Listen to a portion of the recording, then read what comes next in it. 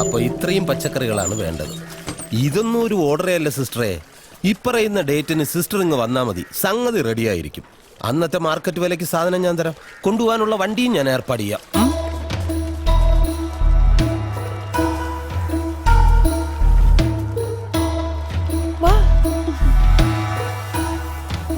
ഒരു ഉറപ്പിനായിട്ട് വേണേൽ 4-5 ദിവസം മുമ്പേ അങ്ങ് എത്തിക്കാം. അപ്പൊ പിന്നെ റിസ്ക് ഇല്ലല്ലോ. പക്ഷെ അത്രയും നേരത്തെ എത്തിച്ച് എല്ലാം കേടായി പോയാലോ? 10 ദിവസമായിട്ട് ഇവിടെ ഇരിക്കുന്ന സാധനമാ. ഇനി വേണേലിരിക്കും ഇതുപോലെ ഒരാഴ്ച. കേരളത്തിൽ ഒരു പച്ചക്കറിയും കേടാവില്ല സിസ്റ്ററെ. ഒറ്റ കാര്യമുള്ളു ബെന്നിച്ച, ഇത് നമുക്കിടയിൽ തന്നെ നിൽക്കണം.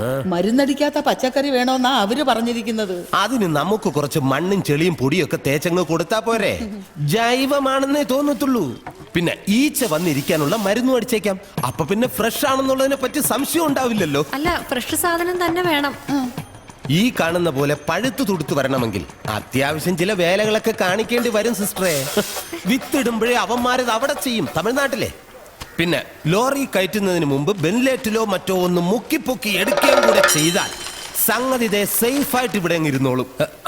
അതിന്റെ കൂട്ടത്തിൽ ഞങ്ങളുടെ ചില പൊടി കൈകളും. പക്ഷെ ഇതൊക്കെ ശരീരത്തിന് ചീത്തയല്ലേ എന്ന് ചോദിച്ച പറയുന്ന നേരത്ത് കായ്ക്കും കേടാകാതിരിക്കുകയും ഒക്കെ വേണ്ടേ? അല്ലെങ്കിൽ പിന്നെ ഇതിനകത്ത് നിൽക്കുന്ന ഞങ്ങൾക്കൊക്കെ എന്താ ലാഭം? പച്ചക്കറിയാണോ, അതിൽ ഫ്യൂറിഡാനും ഫോറേറ്റും ഒക്കെ കാണും. അതിൽ കുറച്ച് കാർബൈഡ് പോയി പെട്ടെന്ന് പഴുക്കട്ടെ. ഈ സാധനമൊക്കെ തേച്ചത് ഉള്ളിൽ പോയി കഴിഞ്ഞാൽ എപ്പോ ആള് വടിയായെന്ന് ചോദിച്ചാൽ മതി. നിങ്ങളുടെ കുട്ടികൾക്ക് ഇത് തന്നെയാണോ കൊടുക്കുന്നത്? അല്ലല്ല, വീട്ടിൽ ആവശ്യത്തിന് നമുക്ക് വേറെ കൃഷിയും കാര്യങ്ങളൊക്കെ ഉണ്ട്. ഇവരാര് CBI? എവിടെ പോയാലും ഇതുപോലത്തെ ഒക്കെ തന്നെ കിട്ടാൻ പോണത്. ഒരു ചെറിയ കള്ളത്തരം ഇല്ലാതെ കച്ചവടം ഉണ്ടോ മോളെ? എനിക്കറിയില്ല. പക്ഷെ ഇനി ഉണ്ടെങ്കിൽ അത് കാണിക്കേണ്ടത് മനുഷ്യർക്ക് വിളമ്പുന്ന ഭക്ഷണത്തിലല്ല. അയ്യോ, ഈ പറഞ്ഞതുപോലുള്ള കുഴപ്പമൊന്നും ഇല്ല മോളെ. എന്റെ വീട്ടിലും വെപ്പും തീനും ഒക്കെ ഉണ്ടായിരുന്നപ്പോ ഞാൻ ഇവിടെ നിന്നൊക്കെ തന്നെയാണ് മേടിച്ചോണ്ടിരുന്നത്. ഇനി എന്നാ ആശുപത്രി പോണെന്ന് പറഞ്ഞത്?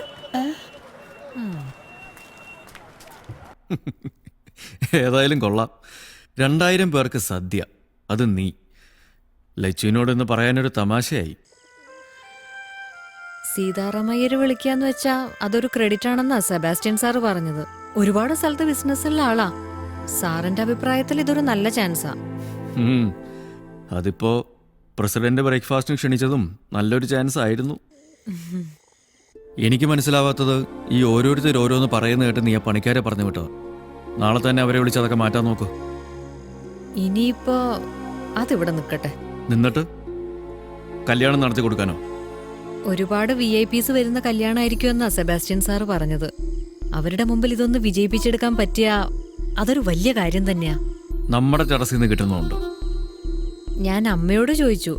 അവിടെ അവര് ഫ്രണ്ട്സ് എല്ലാവരും കൂടി ഒരു കുന്ന് വൃത്തിയാക്കി എടുത്തിട്ടുണ്ടല്ലോ. പക്ഷെ ആ ലിസ്റ്റിൽ പറഞ്ഞ പോലെയുള്ള പച്ചക്കറികൾ അവിടെ കൃഷി ചെയ്യാൻ പറ്റില്ല. ഓ, അത്രയൊക്കെ നീ ചിന്തിച്ചോ ഇതിനോടകം? ഞാൻ പറഞ്ഞില്ലേ രാജീവ്, ഇന്ന് ആ ഗോഡൌണിൽ അതെല്ലാം കാണുകയും കൂടെ ചെയ്തപ്പോ പലരും വന്ന് പലതിലേക്ക് എടുത്ത് ചാടിക്കാൻ നോക്കും. കാര്യത്തോട് എടുക്കുമ്പോൾ ഒരാളും ഉണ്ടാവില്ല. ഒരു നാണക്കേട് തീർന്നിട്ടേ ഉള്ളൂ. ഇനി അടുത്തതായിട്ട് വരരുത്. ബാക്കിയുള്ളവന് ഇവിടെ തലയുയർത്തി നടക്കണം. നാളെ തന്നെ അയ്യരെ വിളിച്ച് ഇതിൽ നിന്ന് ഒഴിച്ചോണം. First thing in the morning, കേട്ടല്ലോ? ശരി.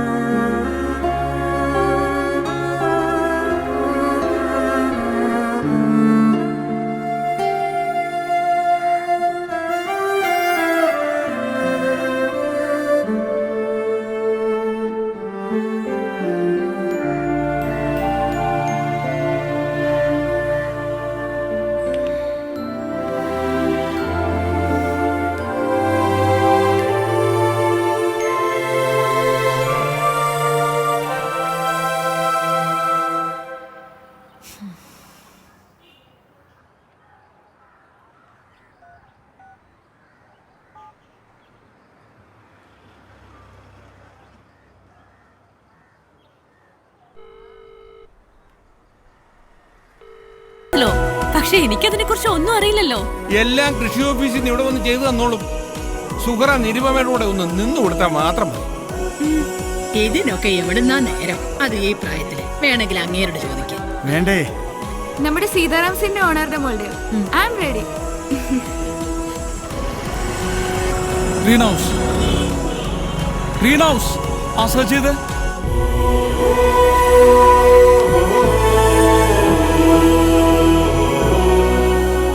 പത്ത് ടെറസ് മതി. 7 പേര് സമ്മതിച്ചു. 8.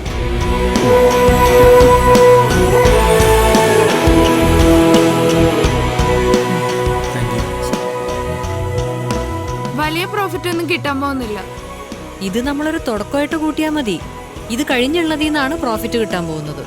എന്ന് പറയുമ്പോൾ ഇത് ഏറ്റവും നന്നായിട്ട് വേണം നമ്മൾ ചെയ്യാൻ. ആൾക്കാർ ചോദിച്ചറിഞ്ഞു വരണം.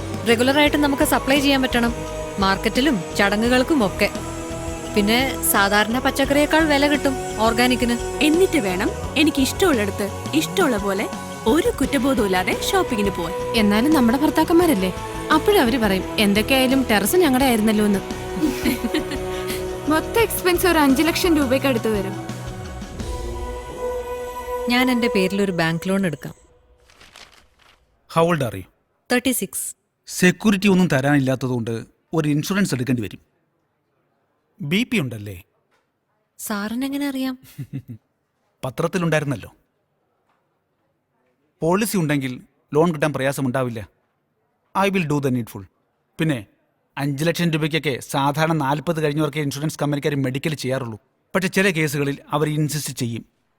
So make sure that you are fit. Sugar okay, liver function okay, cholesterol border.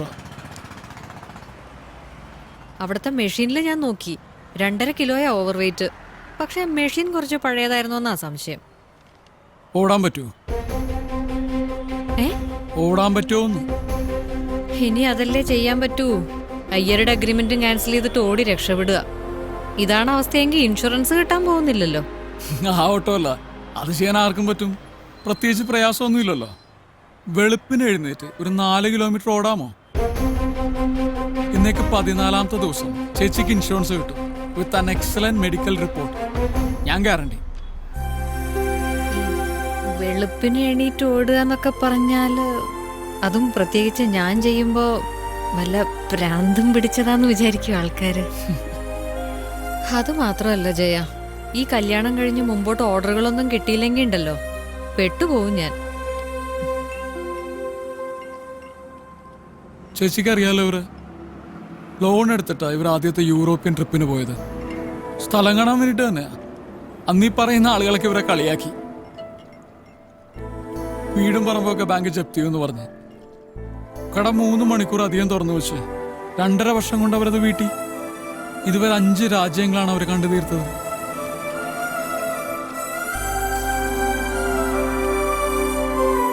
തോൽക്കാൻ ധൈര്യമുള്ളവനെ ജയിച്ചിട്ടുള്ളൂ ചേച്ചി ഇന്നുവരെ.